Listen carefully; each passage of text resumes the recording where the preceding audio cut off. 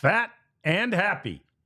That's how most of us feel today. It's the day after Thanksgiving. We have gorged ourselves for 24 straight, and now it's time to start looking ahead. As the Hot Stove League heats up for the Texas Rangers, will you feel as fat and happy at the end of this offseason as you do today? That's coming up on the DLLS Rangers podcast.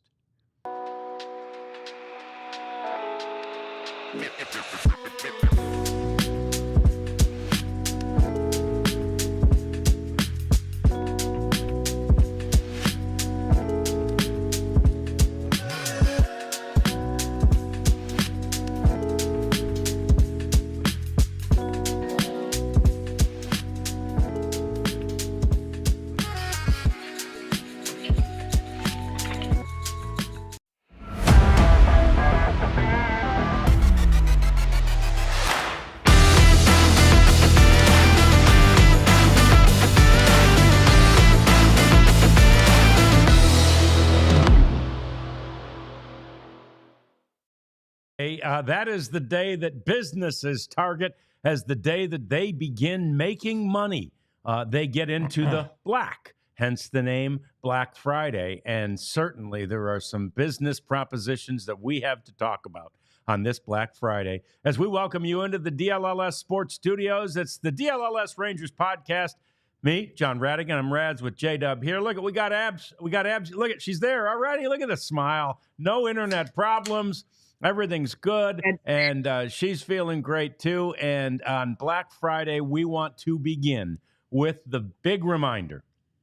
Our sale is available to you right now, and this is the best deal you can get. Now, you can scan that QR code if you'd like. We're wearing merch all over the place, and all this stuff is available at prices cheaper than you have ever seen because of the discount. Also, you can become a diehard for such a significant savings, 30% off. It's a significant savings for you to become a diehard. So we really want you to take advantage of this Black Friday sale and get yourself, sort of on the team, right? With us on the team, and then get the merch, and it'll all be great. And we appreciate you. We'll remind you throughout the show, but we've got our Black Friday deal going all day today. It carries out throughout the weekend, but we want you to take advantage today. Get them while they're hot, as they say. On Black Friday, Abs, what does the Jones family do? Are you guys, I don't want to go near a store today. Do you guys go to the stores or anything today? We have never partaked in Black Friday. We do our Christmas setup. Nice. Okay. Yeah. And then, is that process underway? Yeah, we already got the tree out. Big thing for us here in Alabama tomorrow is the Iron Bowl. Oh, yeah. So that's, but we're like the watch from your comfort of your living room family.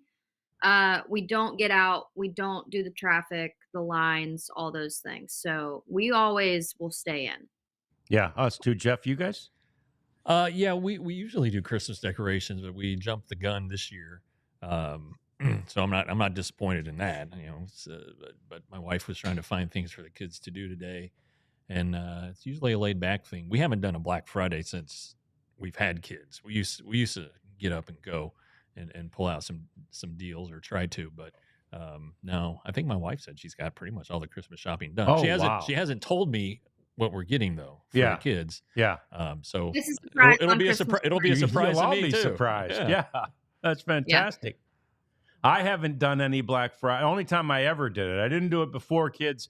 I did it a couple of times during kids because it was at that era when if you didn't go get it Black Friday, you weren't getting it, right? Like some of those Xbox things for my son, I remember. This is before we bought as much as we do online now. Yeah.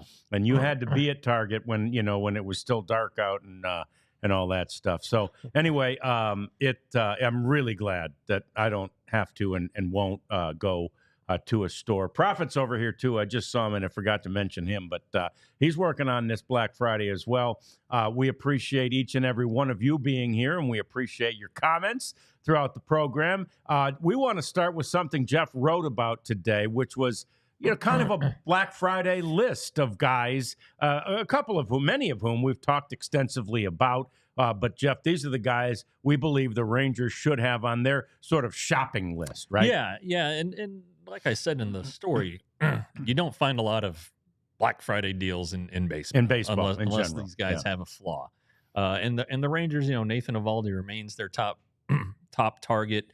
He's not going to come cheap. Here's kind of a list of some of the guys I put in there. Not all of them, but there are ways to get it done. Jordan Montgomery would be a Black Friday deal because they would be forcing the Diamondbacks to pay off a lot of that salary. So I don't know. Just again, these are names that aren't new to us, but like Nathan Eovaldi, I think we talked about it the other day. The markets might have been set for him with the Kikuchi deal. 3 years and $63 million.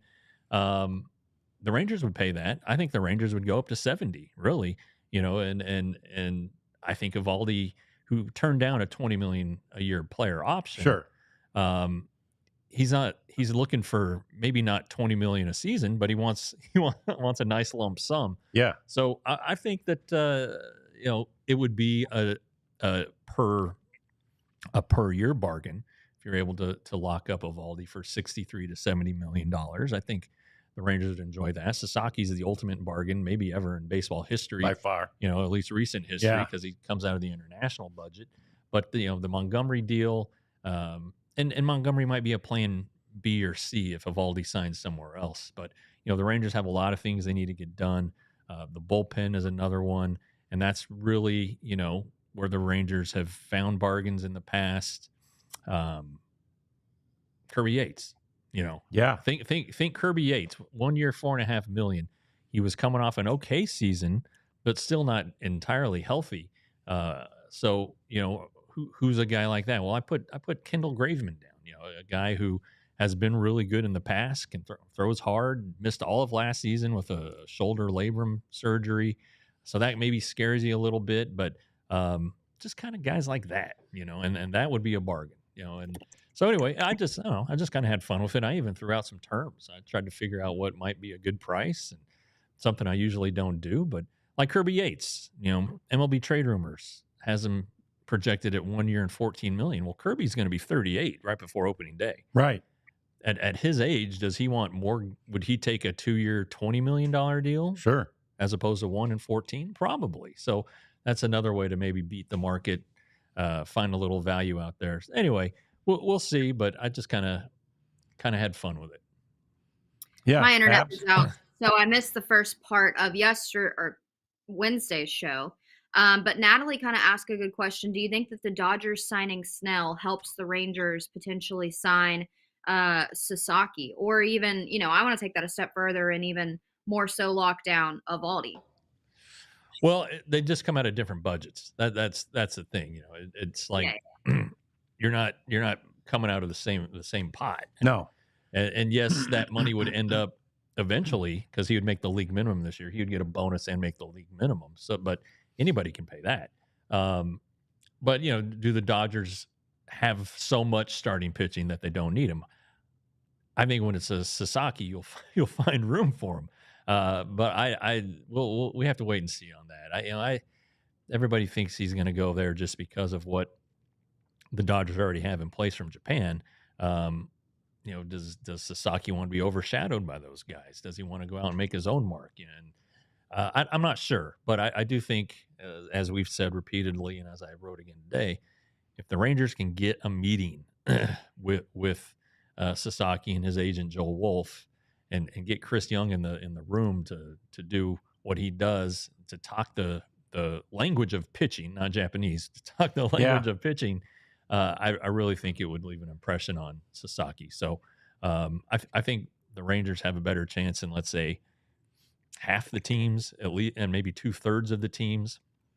It's just a matter of getting a meeting and seeing what can happen. Yeah, and maybe they get Joe Fukawa in there to do the Japanese part. Yeah, and they keep CY in there to talk the baseball part. But yeah, and with regard to the Eovaldi, domino, if you will, as it relates to, the Blake Snell signing, we kind of concluded, Abs, that basically the Eovaldi signing is more akin to the one that happened the day before with the Angels. When they signed Kikuchi for that 2-year, $63 million deal. That's kind of the similar money, as we were saying, that the Rangers would expect to pay, and probably that Nathan Eovaldi would expect to get. And look, can he get 3? Yeah, he probably could at his age. And so a 3-year deal at 22, 23 per year, or as Jeff said, even a little more than that if you go to 70 million. Yeah, if this is the guy you want and you have the money to do it,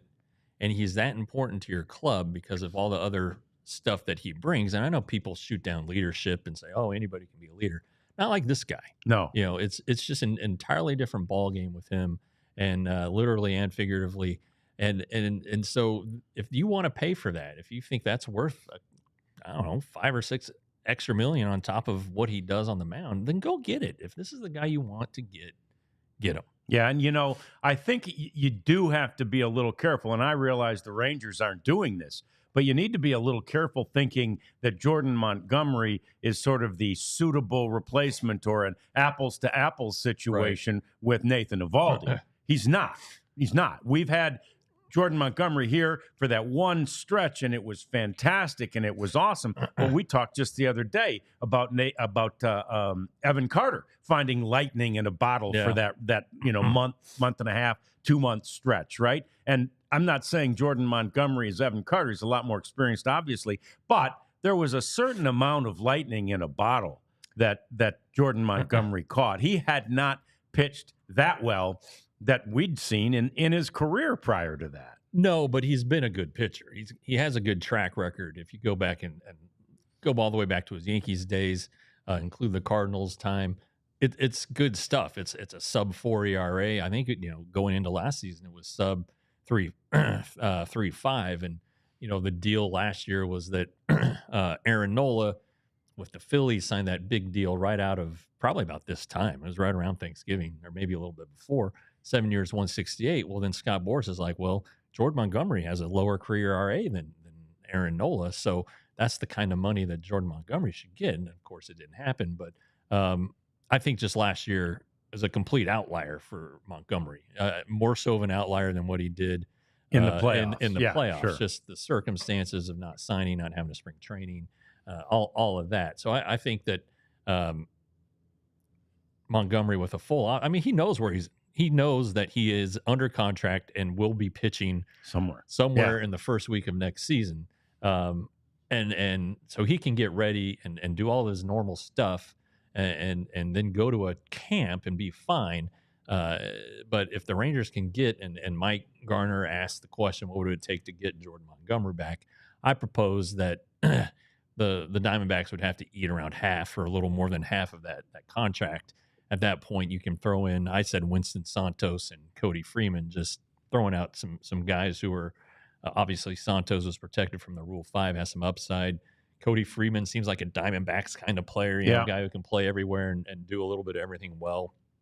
So I just threw those guys out. I have no idea, but and it might take a little more. The more money you want a team to eat, the better prospect or the more prospects you throw in. So. That could be a sliding scale, so to speak. But I just think that Montgomery, back with Mike Maddox, back at a place where he's comfortable and with an off season and getting his head cleared and not, having the contract stuff on his plate, I think would be a much better pitcher than he was last year.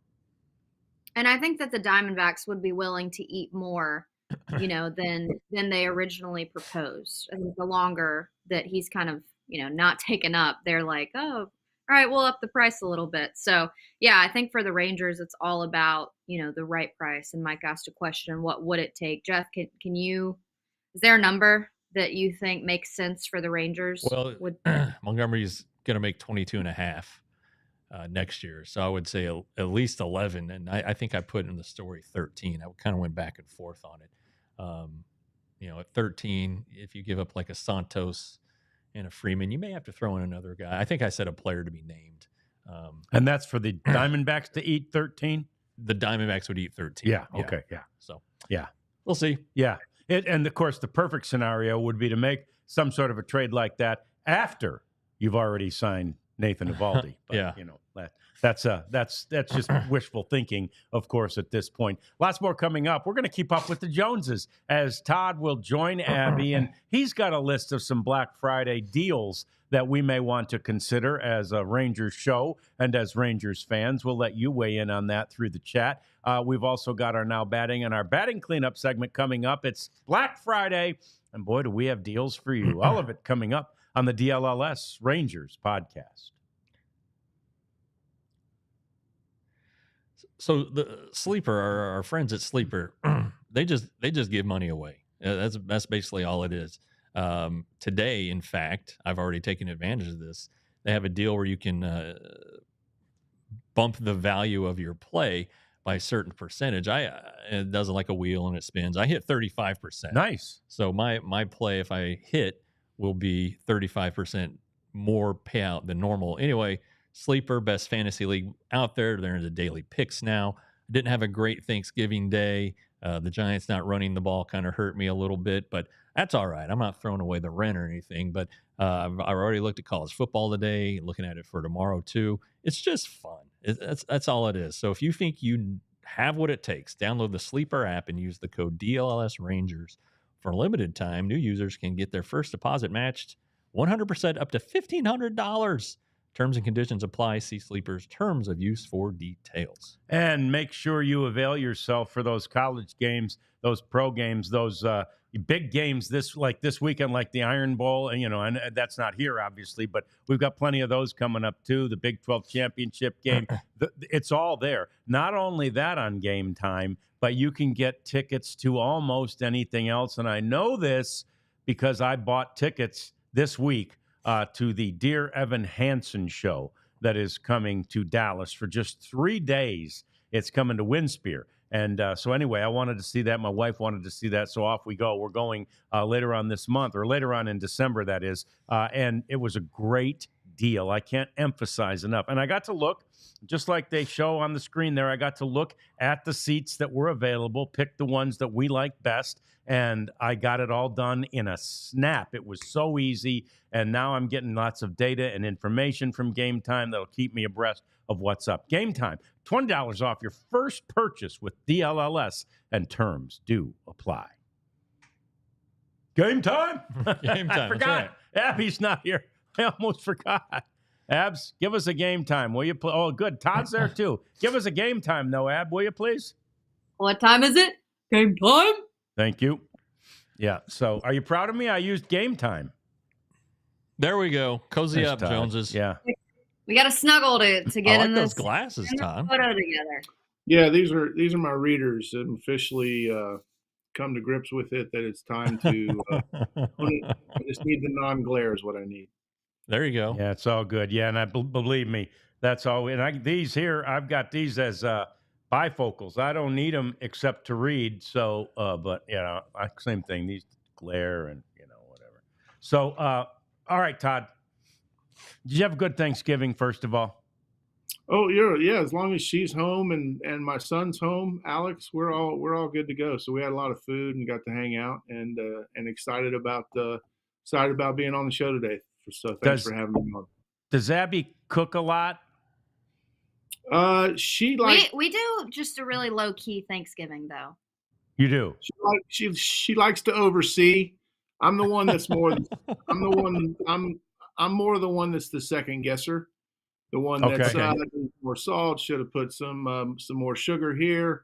Can you add some cheese? You know, my mom does all the heavy work. Yeah, Miss Michelle nails Thanksgiving and Christmas. I help out in the kitchen. Every other day as well. We just don't do a big Thanksgiving. We don't really like all the traditional food. So we do a big Christmas dinner. That's ours.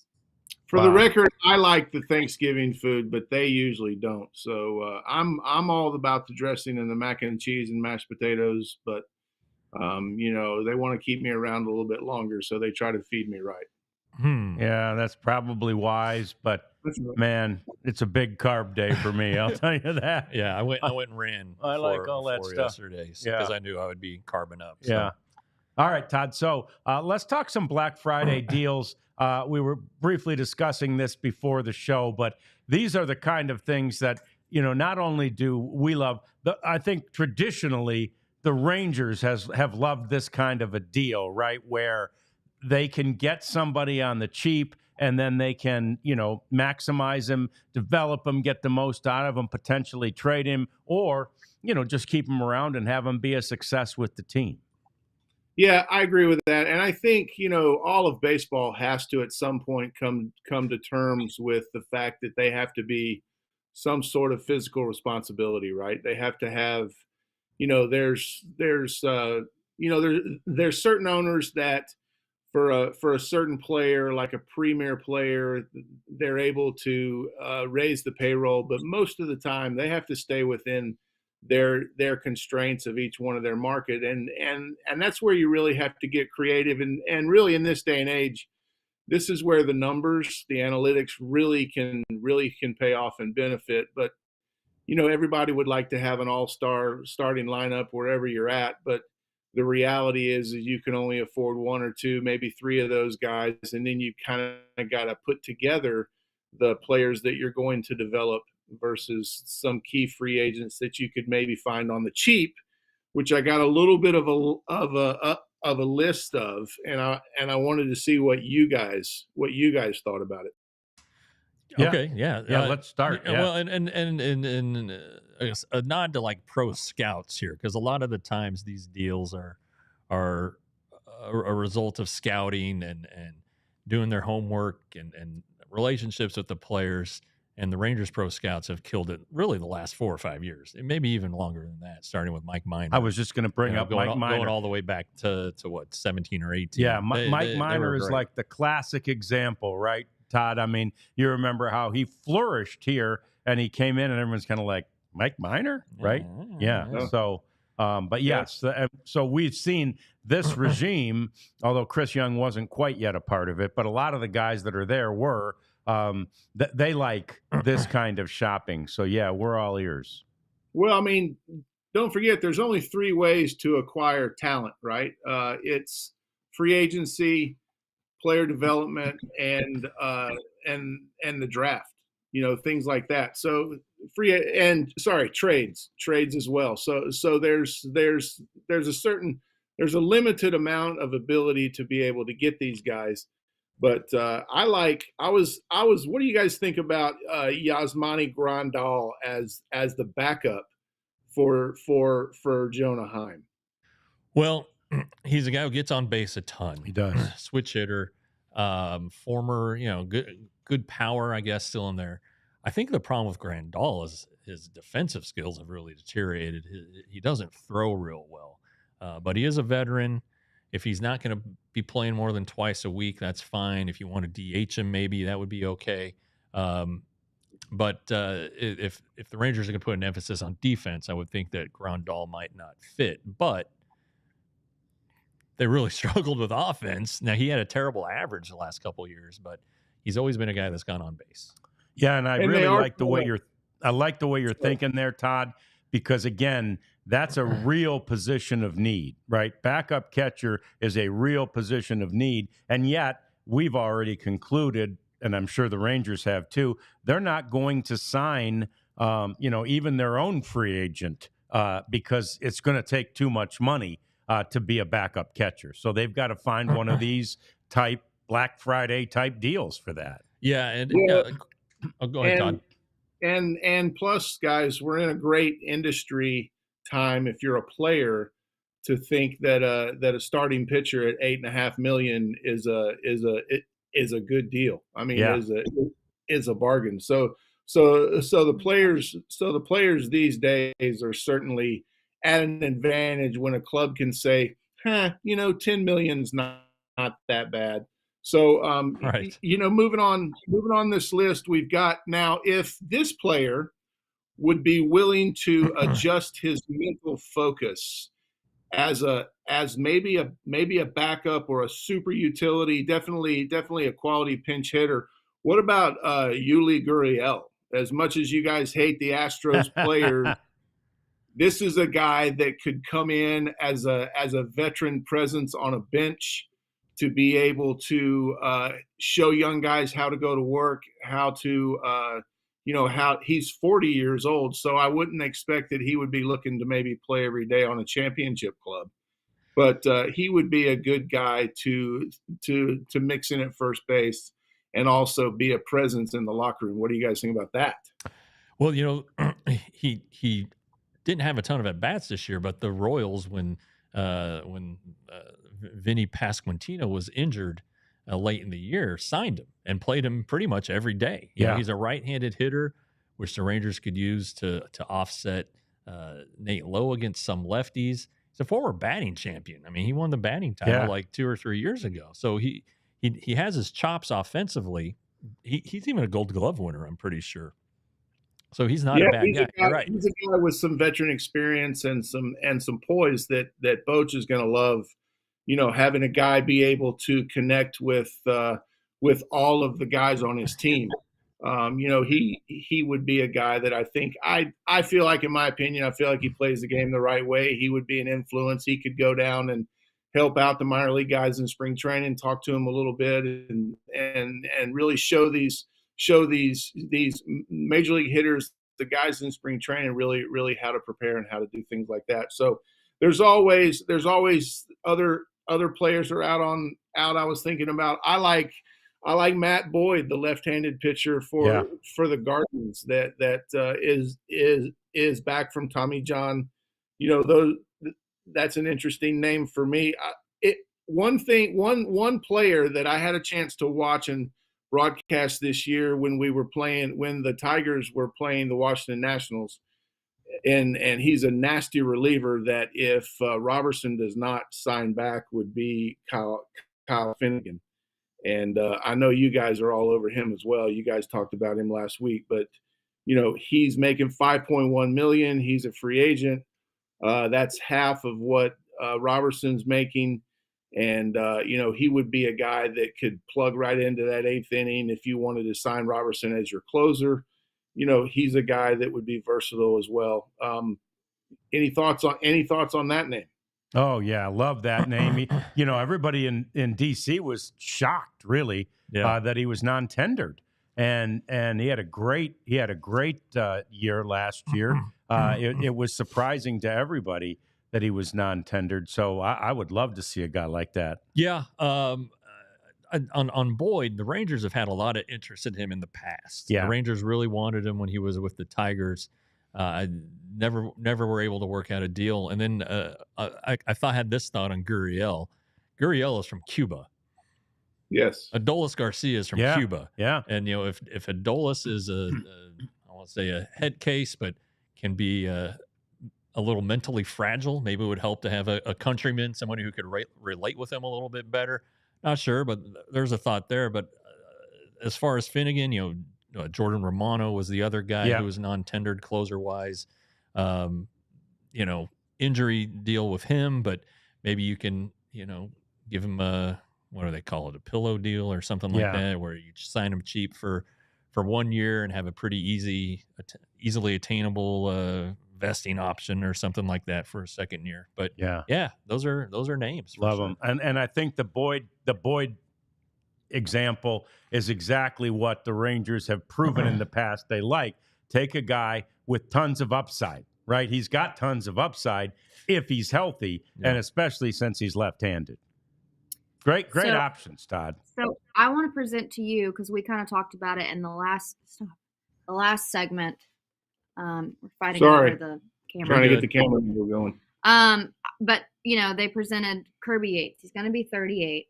So do you sign a 1 year at like a 14, or are you looking to get those 2-year contracts? Because, the likelihood of you being re-signed for another 1 year at 39, pretty slim to none. Like, you've been in that position, played until you're 40, that same role. When in your last year or two of your career, how did you contemplate your contracts? Was it longevity wise? Was it money wise? Like, what was your Kirby Yates? What are you thinking? Well, this may be a difficult, question to come to grips with, but it really comes down to your personal situation.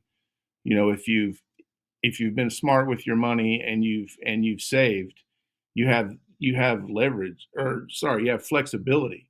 You can go to your dream team for 1 year, or if you have trouble financially, or you haven't made you know money yet. This guy made Yates made big money last year, so you know I think it comes down to each individual thing. What I was looking for, just my personal story was when I was looking for the last couple contracts that I could look a general manager in the eye and tell him that I felt like I could fulfill, outside of something on my elbow popping, or something like tearing while I'm pitching, because I kind of feel like and I think all players, they're not all bottom line guys.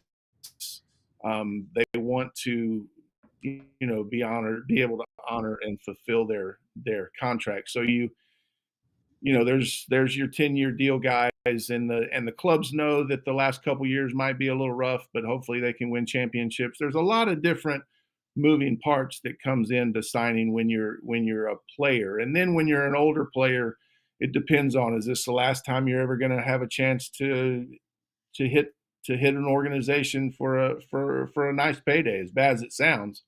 Or have you been smart with your money, and can you go where you really want to go? And I think for each player, it's kind of individualized. Jeff and Rafs, have you ran into that when you've dealt with players that you've covered in the past? That's kind of the way they feel. Absolutely. To your point, Todd, at the level that the money is now, especially when you are talking about $10 million is a bargain. You definitely see guys who are like, kind of thinking, again, if they've been good with their money, man, I don't need the hassle of a 2-year deal. Let me stay here for 10. I could get, more guaranteed over 2, but I'd rather just stay where I am, or go to, like you say, your dream team. I've absolutely seen examples of that. Yeah. And really, I mean, Robertson got good money this year, but he's in a situation where he can go to a contender. I mean, what's left for him to do? He's already won a World Series, but that's probably what he wants to do here before he retires. So I think, found a good match. It may not have been a good match for his family with them living in Rhode Island, but right. Still, at his age and with the pedigree he has, it seemed like it was okay for him to try to go where he wanted. He feels like he's been good with this money, and unlike so many major league players, he hasn't had to share it with an agent. He's his own agent. So great stuff from Todd Jones, and we always love keeping up with the Joneses. More coming up as we continue on this Black Friday edition of the DLLS Rangers podcast. Next up, we are going down the batting order. We've got another hitter to talk about. He's a fielder too, but we'll talk about him next on the DLLS Rangers podcast.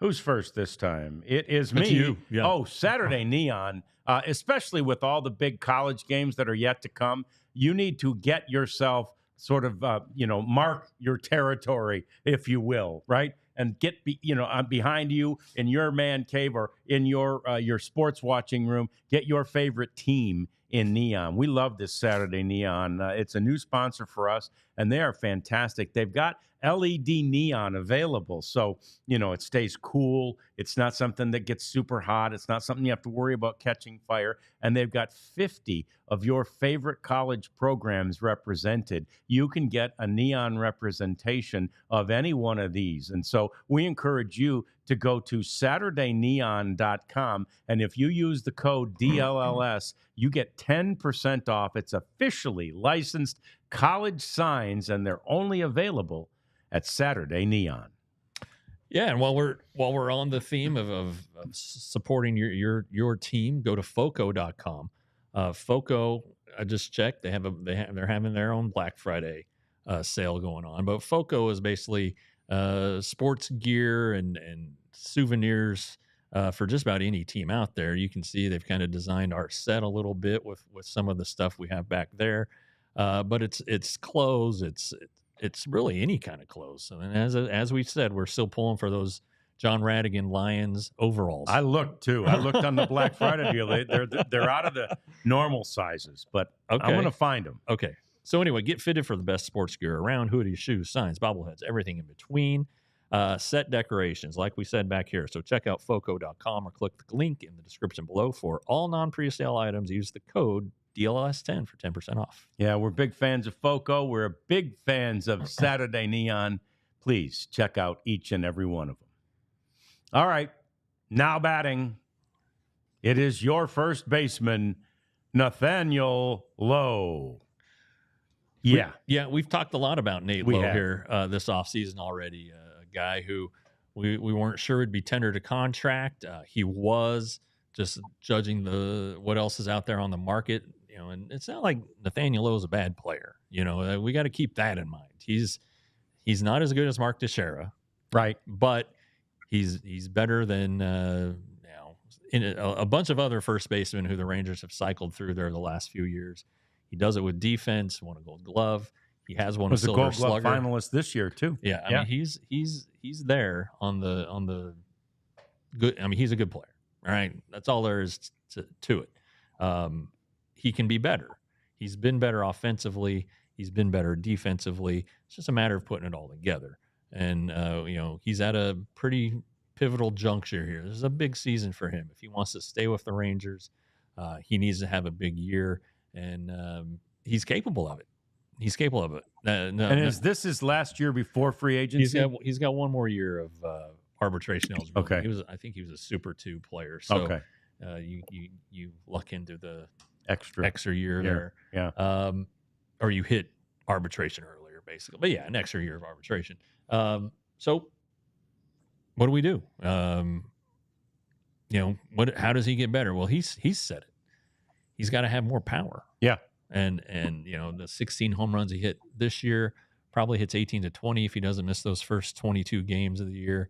But even then, this is a guy who hit 27 homers in 2022, and that's probably about what he needs to be, minimum, really. I mean, if you're a left-handed hitting first baseman, your job is to hit the ball in the ballpark.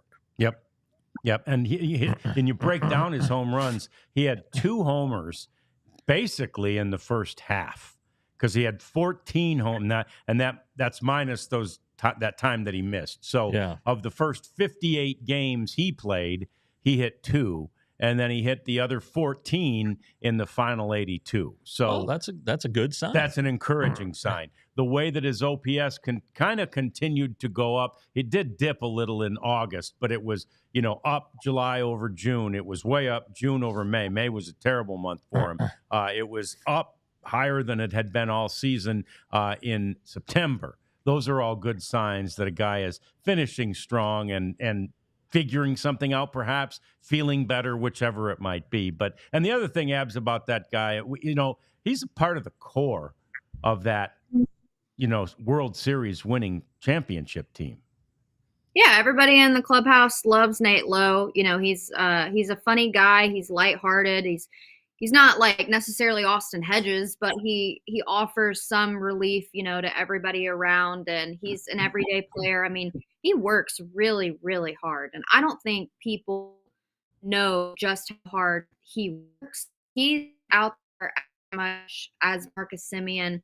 He takes pride in showing up every single day, and his goals, again, winning Silver Slugger and Gold Glove in the same season. It's pretty difficult to do, but he's won both of them before. It's kind of just putting together that kind of season. But the thing about Lowe is, we've talked about how much he crushes lefties, and what I've found interesting in his notes, I was talking to the hitting coach Johnny Ecker just about, sitting on pitches or sitting on a side of the plate. And he said that Nathaniel Lowe is one of the more disciplined guys when it comes to, waiting for the right pitch and looking for what you want to look for. And my report just went away. Let me see if I can get it.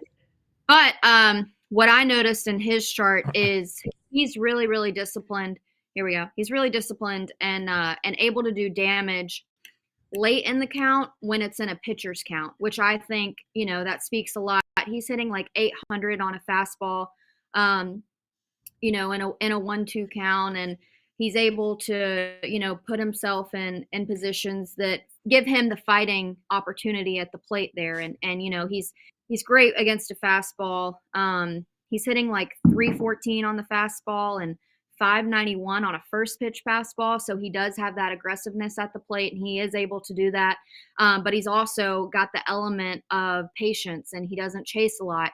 His chase rates are very, very good. And I think that's something that a lot of players can learn from him, is that plate discipline.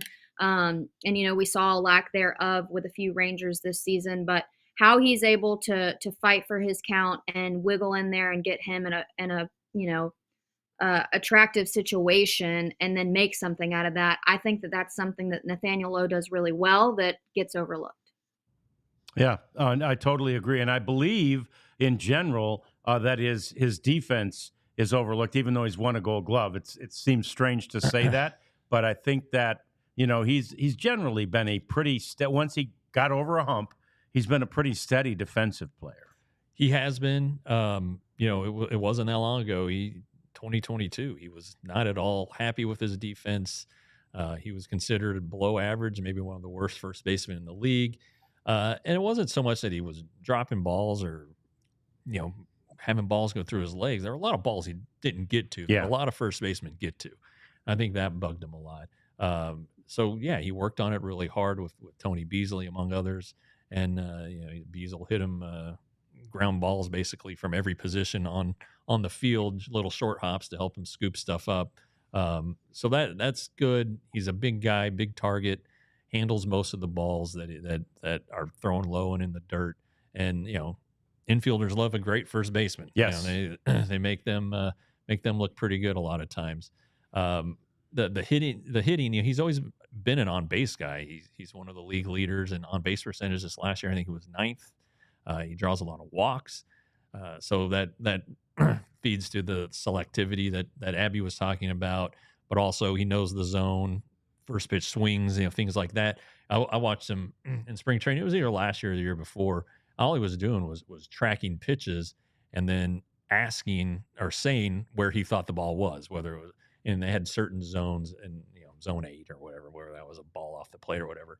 And they had the track man behind him, and they would confirm yes or no. So he didn't swing at a single pitch. Swing. He was just tracking, holding a bat, but in his stance. Right. Yeah. And just reading where the pitches were, where he thought they were.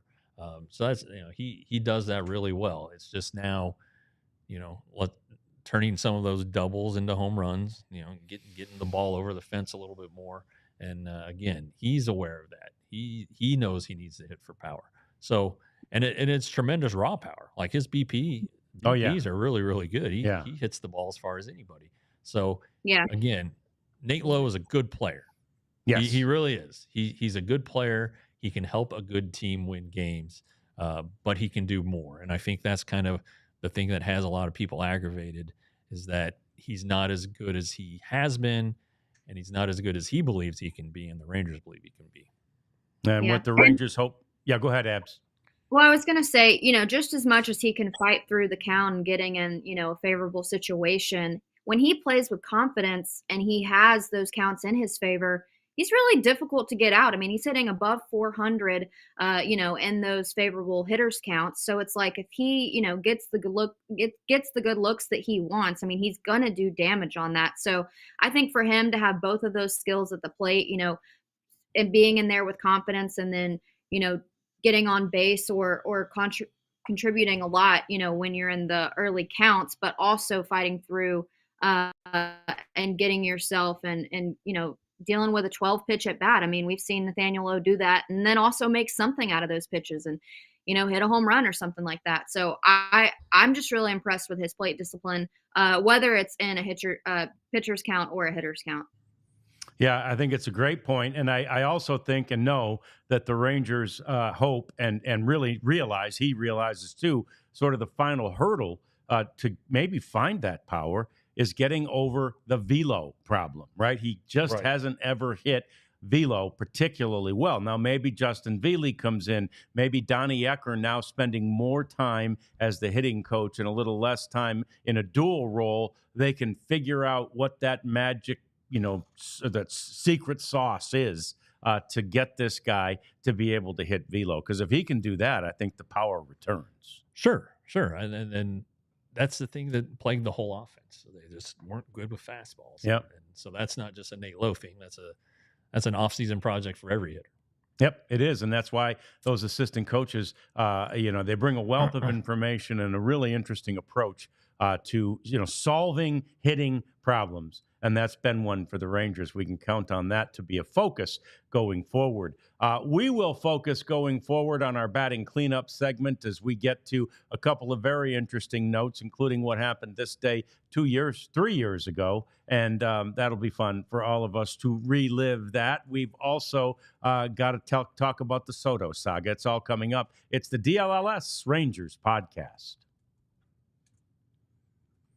But let us first remind you about our sale today. It's Black Friday, people, and you need to take advantage. Use that QR code on your screen or, just go to store.allcitynetwork.com and get yourself some of this merch for cheaper than really what we bought it. I mean, it's a heck of a deal, 30% off everything there. Now, there is some stuff on there that's for sale. You can apply that 30% off to sale items. You'll end up with as much as 75% off. So we really encourage you to do that because it's great merchandise. I mean, we really like the quality of it. It washes well, it wears well, and we think you're just absolutely going to love it. It's at store.allcitynetwork.com. We don't have the hats yet. We're told that's 2025, but there's some new hoodies. There are lots and lots of T-shirts, any in your favorite team and your team's colors. This is actually a Dallas Stars variety of shirt. Yeah. Jeff's got a baseball one. We each have hockey and baseball and football. And I don't know if I have a Mavs one yet, but I'll be getting one soon. Jeff's got the TCU stuff. Tons of merch available to you. Yeah, and if you become a diehard, which you can do at a discount this weekend as well, you get a shirt for free, and it's not just one shirt; it's a shirt every year. So you're basically becoming a diehard with access to all of our written content and discounts for any live event that we end up doing. You're getting it for basically like $40-$45 a year. It's a bargain. You're not going to be able to beat it at any other outlet in the Metroplex. So to do that, you go to alldlls.com/join-diehard. Do it today. Get it as a gift for somebody who's a sports fan, but you want to do it. Time for us to move into the fourth spot in the batting order. It's batting cleanup, and yesterday was Thanksgiving, so there may not be much news on this front. But Abs, have you seen anything new on the Soto saga? Well, some reporter tried to sneak in that he's agreed to a deal with the Red Sox. But it got shut down. So he has not officially signed anywhere. Although I did see that the Red Sox and the Yankees are both wanting to up the ante a little bit on their proposition. So nothing official yet, but some guy kind of tried to step out in front and say, my sources have confirmed that Soto has agreed to a 12-year, 350 is the number he kind of threw around contract with the Rangers. That's yeah. Yeah, 350 with the Red Sox. So double that maybe. Yeah. So yeah, just not a great story, but it's getting enticing. But I do think that there will be something officially done before the winter meetings begin. Yeah, I agree, which is a little over a week, right? On Sunday the 8th, so a week from Sunday, we'll all be over there at the Lowe's Anatole getting ready to hopefully broadcast from the winter meetings, which will be there. I mean, essentially starting the 8th, Jeff, and then continuing through Wednesday. Correct. The winter meetings, there's always a lot of news, or not always. Typically, there's a lot of news. Everybody thought Ohtani would get done last year at the winter meetings. It didn't happen. It's happened shortly thereafter. But the thing to remember here of late is that the Rangers haven't done a lot at the winter meetings. and they haven't done a lot at the winter meetings for the past several years. You know, they did sign Kirby Yates last year. They've signed Lance Lynn, for instance, at the winter meetings. But I guess the biggest one ever was in 2000 A-Rod. with A-Rod, And they were at the Anatole that year too. during an ice storm. Yeah. But anyway, the don't get your hopes up. In other words, I hate to say that. I want you to read all my stories that I'm going to be writing and watch all of our podcasts, because we're going to be very prolific in our coverage of the winter meetings. It's a home game for us, but I don't think that anybody should start planning any news conferences or any red carpet rollouts for any players to come to the Rangers. I do think that there will be a lot of Sasaki news that week. He could be posted really beginning anytime after tomorrow, when the international budgets are going to reset. So that'll open a 45-day window to sign him. I just think that these have been, you can chase a lot of rumors. You can hear your team in a lot of rumors. The Rangers don't really participate much in the rumor mill, whether it's discarding false rumors or confirming accurate ones. But there'll be news. The beat writers get a session every day with Chris Young, in which John Daniel's a master of this, not either directly not answering questions or finding a small slither of the truth to make sure that he wasn't lying to us. They're very good at that stuff. But anyway, it's busy time. There's a lot of foot traffic, a lot of standing around on your feet, a lot of things that you chase that don't happen, a lot of waiting for guys who never come into the lobby. But again, the overriding thing here is that the Rangers typically don't do a ton during the winter meetings. Yeah, and really, most teams don't, right? Yeah. There's 30 teams. Right. And most teams aren't super active during the winter meetings, but everybody from baseball is there, which is cool. Minor leagues, big leagues everywhere. I mean, and it's a really cool environment and atmosphere, especially if you're in baseball. But if you're tracking news per se, it can be arduous, right? It can be a very frustrating endeavor. I remember one year I was at the winter meetings. I can't remember if maybe it might have been the year the Rangers signed Kevin Millwood. Did they sign him at the winter meetings? I can't remember. In 05? 05, maybe? I think. And anyway, I was there, and we decided to leave on Wednesday. We had pre-decided that, and they signed him on Wednesday, right? And we were already gone. We're at the airport going, do we go back? What do we do? The Rangers finally did something. So anyway, I think it was Kevin Millwood. But in any event, not always a lot going on there. So, it happens. What are you going to do? So, Abs, are you still there? Are you still with us, Abs? I am here. Okay, good. Does your dad have any Craig Gentry memorabilia in the room there? No. I'm looking around. Really? Doubtful. Yeah, I don't think so. But really, I might get a few videos of him with some stories here, because we've got a lot of cool stuff. Yeah. But I don't think any. No kitten face there. The when we announced Pudge was having his birthday on Wednesday, Todd jumped in and showed a great Pudge catcher's mitt that Pudge had given Todd when they were teammates in Detroit. And so today is the 41st birthday of Craig Gentry. So happy birthday to Craig. Yeah, I believe he still lives locally. Went to Arkansas, or is at least from Arkansas.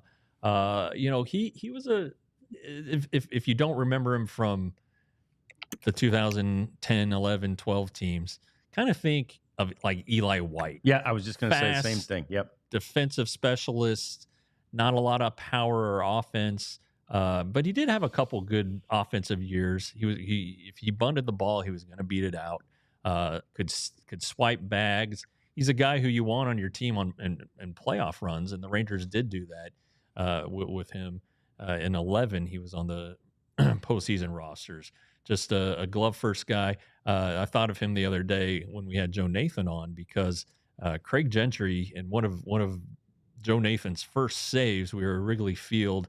It was freezing and it was cold and damp and awful, and the Cubs were mounting a rally in the 9th inning, and Craig Gentry made a diving catch to end the game and thwart the Cubs rally and give the save to Joe Nathan. Probably not as memorable as number 300, but I'm sure Joe remembers it well. clearly. Yeah, and I think the next day we got snowed out or something, and we had to come back later. But he was definitely a glove first guy. Had a good arm too. Glove first, speed, and whatever he gave you on offense was gravy. Yeah. So happy birthday to Craig Gentry. On this date in 2021, the Rangers signed who, Abs? The $500 million brothers. Yeah. Yeah, it was quite Corey the Seager. completion of a free agency year. They signed Corey Seager on this date, and on the heels of signing Marcus Semien and John Gray and Cole Calhoun to get to that point that Abs mentioned, right around $500 million.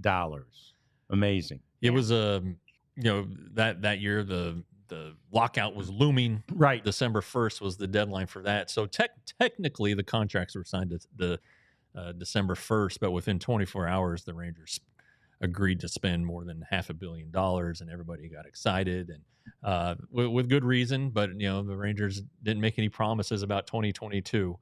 They felt better about 2023 because they knew that they were going to spend some more money.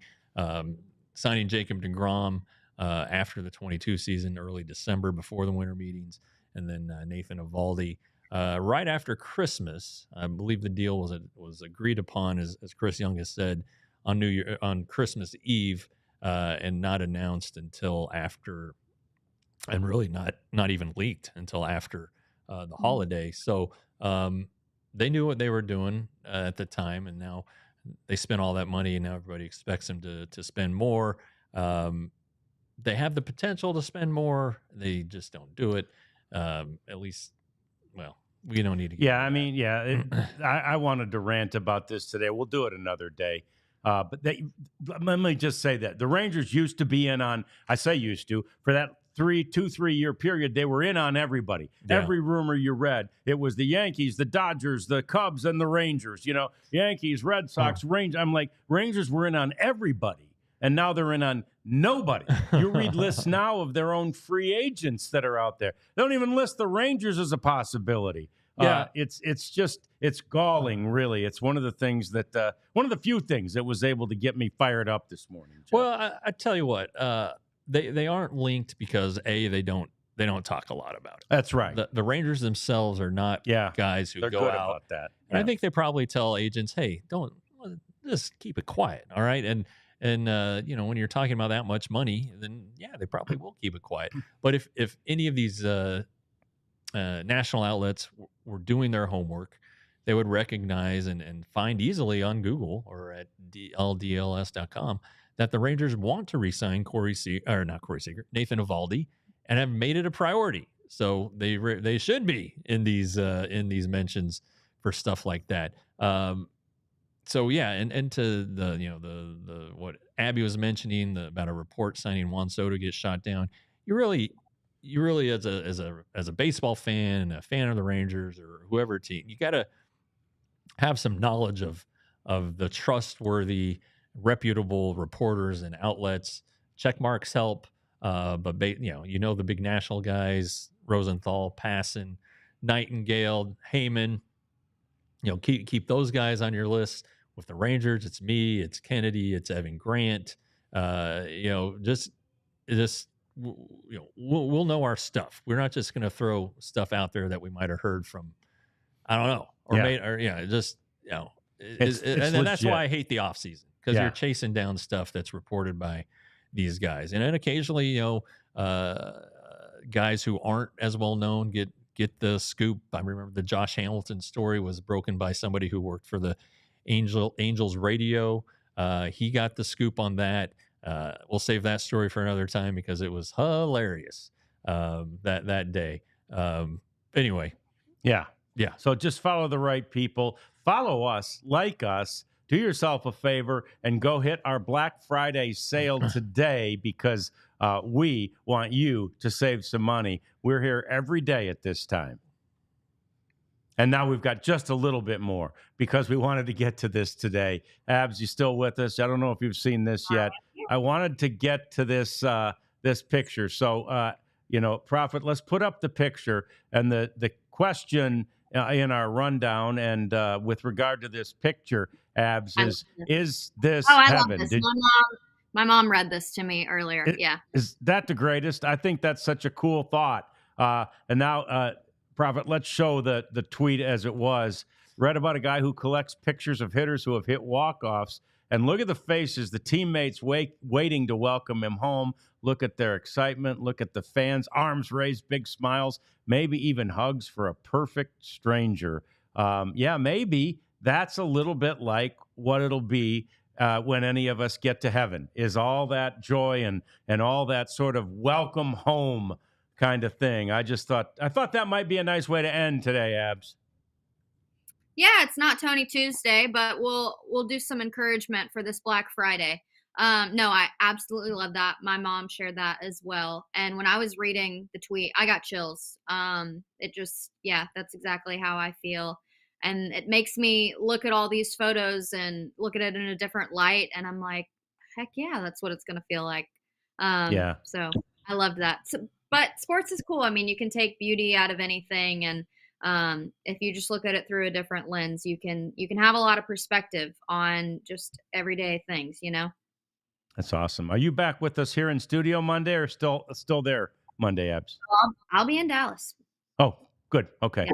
Excellent. Well, we'll look forward to that. And we appreciate you taking part of your time off, and appreciate your dad doing it too. So thanks for that, Abs. You are welcome. Thank y'all. Yeah, that's gonna do it for us. You got anything else? Yeah. No, I'm gonna go home, and I think we're gonna go take the kids to a movie. Yeah. Maybe. Still trying to decide how to fill the day. In fact, my wife had plans with them that I'm not aware of. So my kids are older. Yeah, we toyed with Gladiator 2 as a possible movie choice for today. So we'll see. It's nice out there now, though. We toyed with that too. In fact, we watched Gladiator yesterday. Oh, you did? Yeah.